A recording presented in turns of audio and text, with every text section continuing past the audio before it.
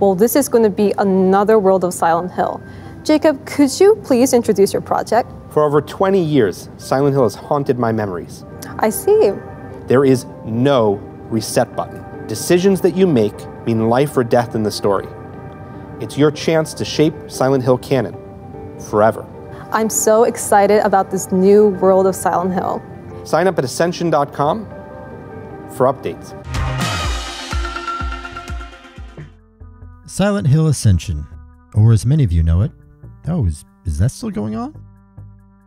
For those unfamiliar, Silent Hill Ascension is a massive interactive live event, or MILE, developed by Genvid. Simply put, it's a long series of short episodes in which the audience votes on outcomes of all sorts of choices. Everything from how someone reacts to the death of a loved one to whether to trust the police or not. Yeah, no shit. Ascension is most notable for being the first entry in almost a decade in the long-rotting Silent Hill franchise. It's all right. I won't leave you alone. Oh, it's also bad. What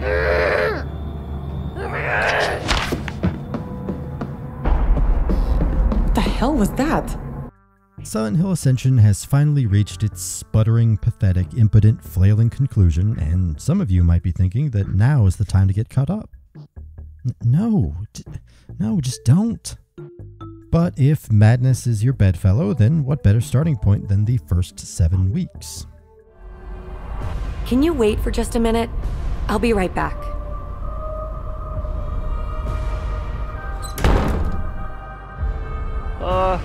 Ma'am? After one of the most boring and confusing runs of any serialized media I've ever seen, Ascension stopped on a cliffhanger and took an extended break for the holidays. And then by the time the holidays kind of come to their conclusion and we come back on air, they'll be up to speed and they'll have with you a friend to watch together. Because again, Silent Hill Ascension is very much about everybody, you the audience, enjoying your time experiencing the same show. That is pretty much it for the holiday break. And thank goodness we got some kind of stopping point, because the entire rest of the show has been a never-ending fire hose spray of flavorless broth. Have you seen a little boy? I've seen lots of things. Maybe one of them was a boy. Maybe not.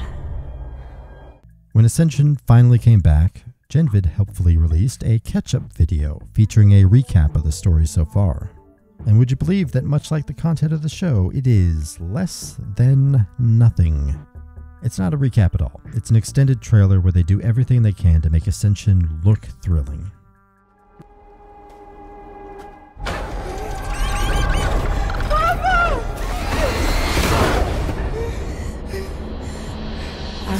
I wasn't expecting you for a few hours.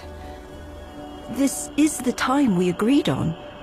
Even stacking the deck in their favor, what do you do when every single scene is boring and awkward? So what? You're offering to help? If you want the company. Yeah, okay. Good. Now let's go find your daughter. Hell, they even put this scene in there. Play with me! That's it. Go upstairs to your room. You're in timeout, young lady. No! Faith! The larger story beats only get mentioned in passing, and not in an honest way. I know this is skipping ahead, but a major character dying is a shoo-in for a recap, right? So, how do they represent Toby meeting his fate? No! Please! God, no! Joy! Please! Make it stop! I'm sorry! I'm sorry! Except that's not how he died. That is just one of the many dream sequence fake-outs that ultimately mean nothing. But of course they throw it in because it's much more visually interesting than how Toby actually died, which was to say, fuck you anyway, and stab himself. Don't stop being a cold-hearted bitch on me now.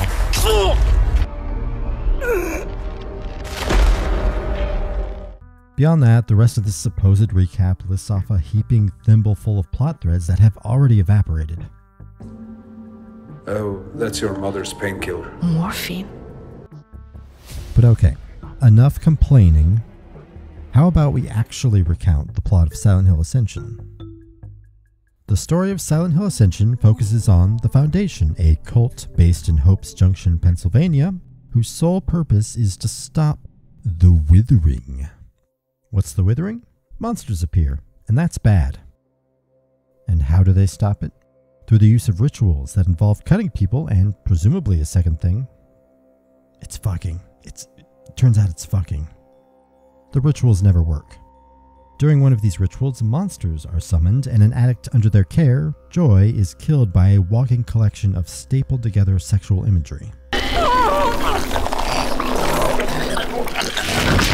Joy's death earns the Foundation the ire of her surviving brother Toby, the town drunk. You fucking murderers!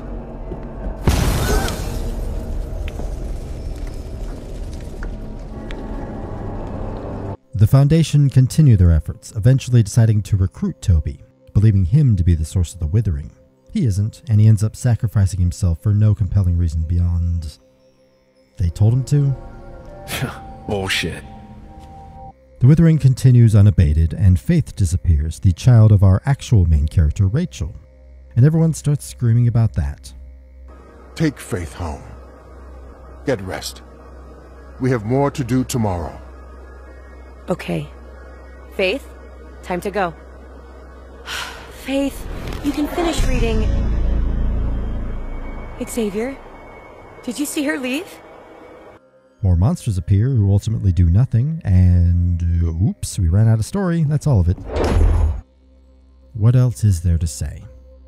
I would go through each character in turn, but why bother when every one of them can be boiled down to a short phrase with no further nuance worth discussing? They are just bland coat hooks to hang clumsy dialogue on. And sure, technically you could say that other things are happening in the story, but every single one is either resolved immediately or forgotten about by the time the break happens. How about this scene that showed up in the recap? Beware of Sister Rachel Hernandez. She cannot be trusted. Let my position fall to Sister Krista Lee? At one point, Xavier becomes mysteriously comatose while wandering the fog, putting leadership of the Foundation in jeopardy. That is resolved 12 minutes of airtime later. Eric yells at him, he wakes up. He's fine. No further consequences. Xavier! What happened? You saved me. In between the rare plot developments, we keep seeing the same repeating series of events. Someone sees a monster, it wiggles around a bit, sometimes it yells at them, then it leaves and we cut to a random collection of our characters in one of the 4 sets available to them, talking about one of the same 5 topics over and over, restating information endlessly. And what are those topics? Number 1, Joy dead. What is there even to discuss? Joy is dead, and she's responsible. She's dead. Rachel? No. Your sister. You're just gonna stand there? After what they did to me? Rachel Hernandez, your sister Joy is dead. I still don't know why Joy died. We need to talk. About what? How your wife's cold killed my sister? Number 2, Toby mad. He mad because Joy dead. What do we have to do? Beg? Rachel, the Foundation, this never-ending goddamn fog. Toby is unpredictable. He's captive to his emotions. We need to keep him calm. What do you want from me? Answers.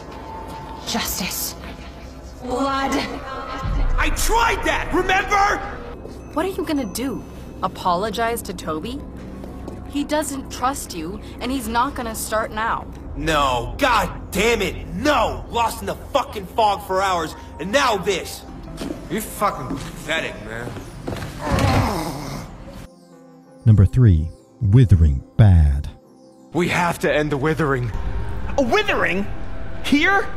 The withering ends tonight. It's you. You're the source of the withering.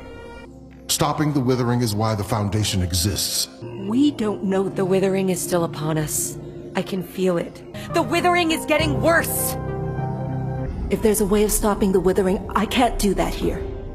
Take note that when characters are talking about the withering, it's always about how they need to stop it or about some vague ritual that will fail to stop it. They never actually discuss what it is or how they actually feel about it. Related to this, number 4, Rachel blessed or cursed? We all know Rachel has a special relationship to the Purifier. We do? This one is either the Elder or Xavier telling her that she's their special little girl, no reasoning ever given. Good girl. Or it's Krista telling everybody how Rachel isn't blessed actually. Rachel sucks. Go to hell, Rachel. The others might buy Xavier's bullshit that you've been chosen by the Purifier, but I don't. These visions are a gift. They don't feel that way. Maybe Krista's right. Maybe I am cursed. Krista is wrong. Rachel has been chosen by the Purifier. This is the withering, and it's all Rachel's fault. The things you told me? That I was blessed? Blessed? Cursed? I honestly don't know what I believe right now. Number 5. Shut up, Eric. Eric, you're not helping. Eric is an initiate, and therefore is not allowed to know anything about the Foundation, and everyone is constantly reminding him of this fact. How did it happen? You know I can't tell you that. You can talk to me. I can't. Rach, come on. It's me. I'm not gonna tell anybody anything. You're asking me to break my oath.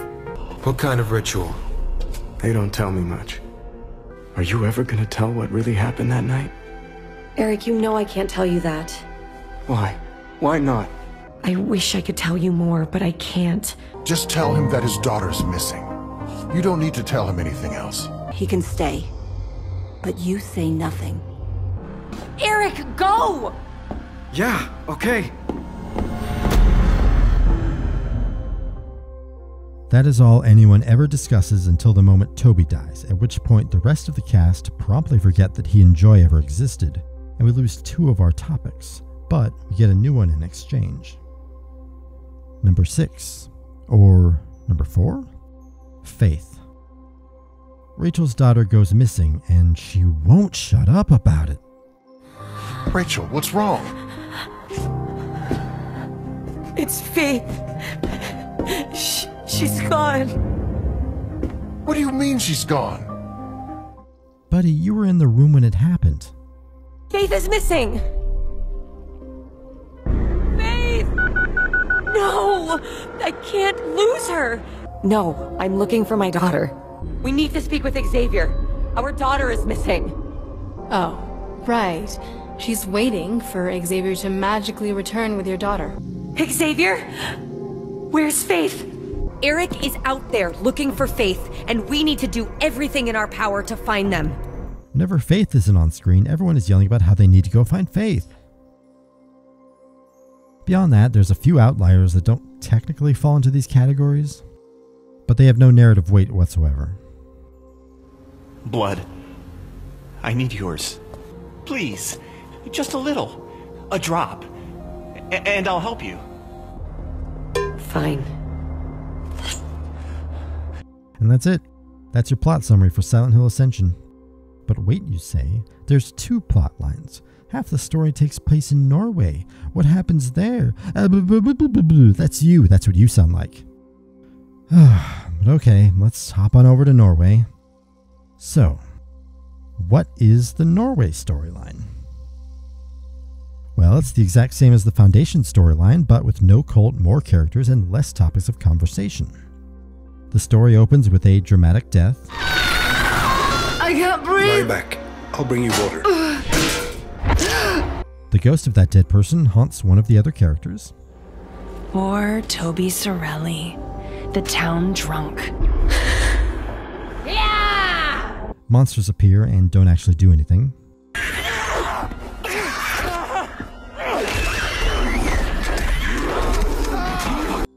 Then a child disappears, and that becomes the focus of the story. Faith! Orson?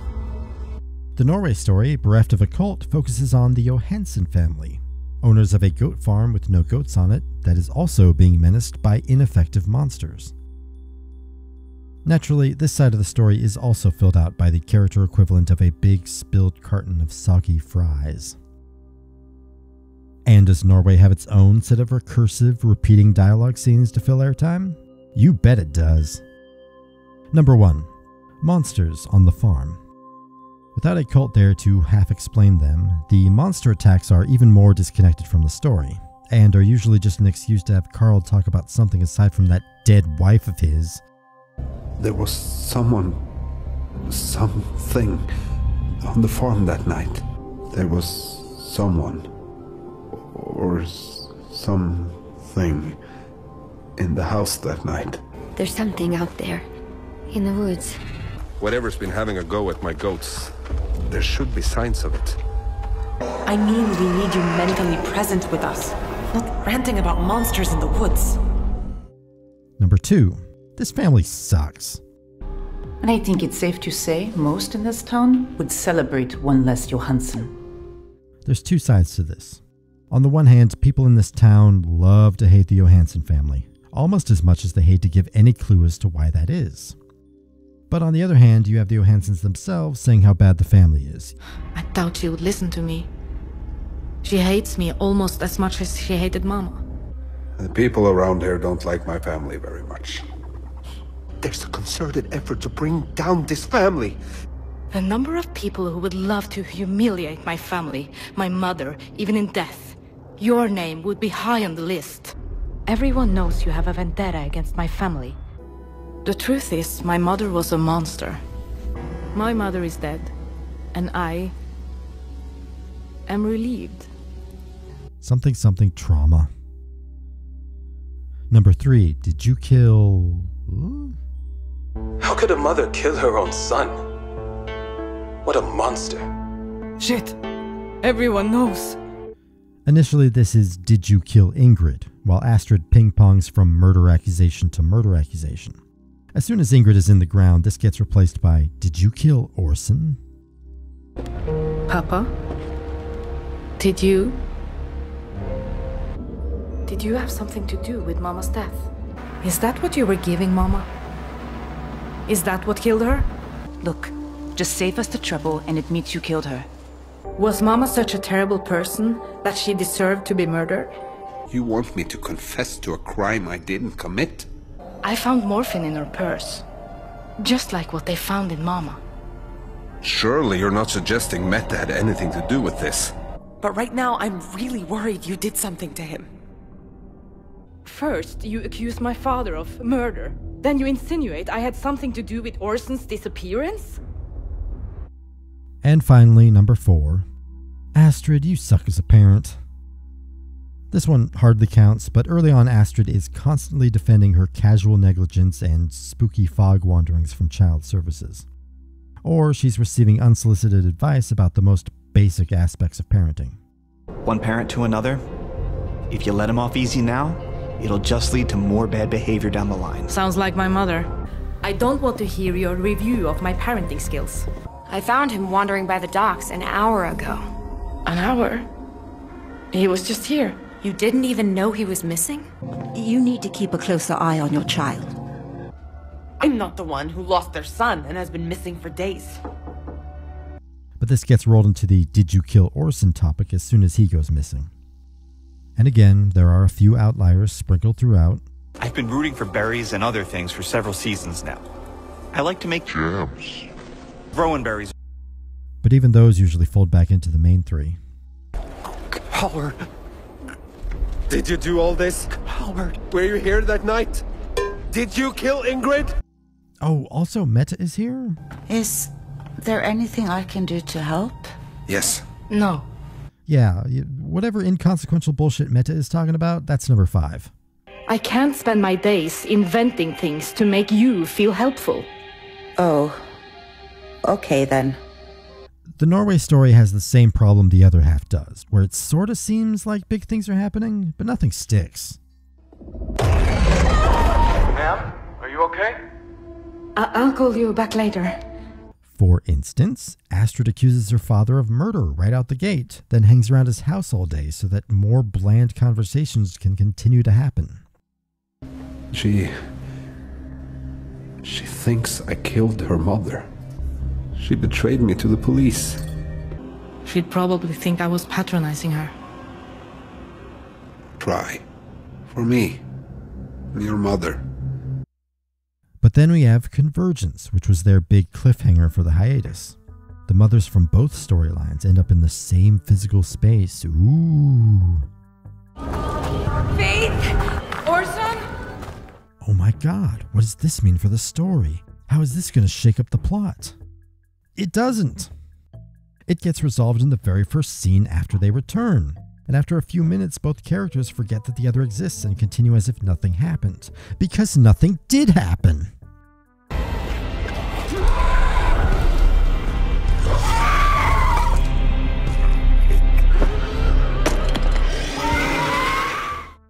And that's Silent Hill Ascension in a nutshell. Monsters bad, nothing matters. I hope you weren't expecting a beat-for-beat plot recap. That would have made this video 6 times as long and 10 times as boring. And I know because I already wrote that video and threw it away. You're welcome. But what about the rest of it? Post-hiatus, it's been a real roller coaster. Fuck you! The topics have changed slightly. They keep killing off characters. The kids both came back, but they're all spooky now. Give me your hate and gobble him up! Even a big dumb twist. But if the past is any indicator, none of this really matters. No, not even the on-screen gangbang. In conclusion, wait, is that it? So I've been talking about the plot so far, exclusively, but that is only one layer of this big stinky onion. And I think it's an onion that is worth cracking open. I think we could learn a lot from Ascension. And just how impossibly bad it is. If only there was someone out there who was putting together some sort of, I don't know, video content that dissected it critically and also as a bonus figured out exactly why it exists in the form that it does. But who could possibly be so daring and intelligent and handsome and smells nice and girthy?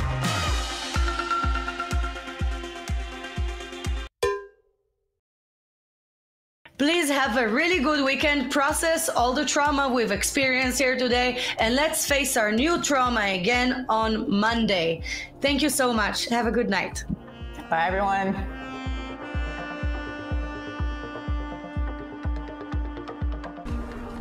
I guess I'll just be on my way then.